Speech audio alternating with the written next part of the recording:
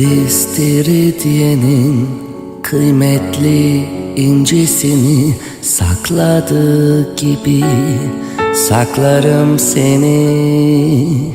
Bir bahar dalının narin tomurcuklarını sakındığı gibi korurum seni.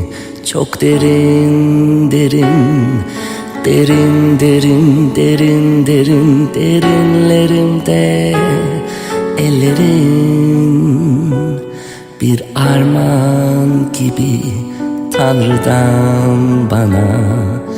Kış güneşinde altın kirpiklerin. Ben seni çok sevdim, ben seni çok sevdim. Belki zordur anlaması sessizliğimden. Ben seni çok sevdim, ben seni çok sevdim. Sen oku kelimeleri gözlerimden. Ben seni çok sevdim, ben seni çok sevdim.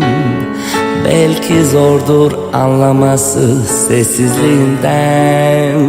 Ben seni çok sevdim, ben seni çok sevdim. Sen oku kelimeleri gözlerimden.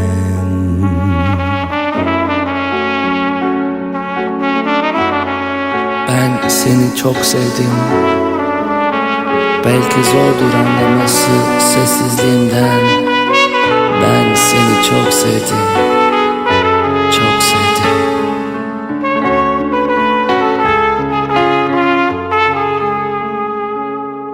Çok derin derin, derin derin derin derin derinlerimde ellerin bir armağan gibi Tanrı'dan bana.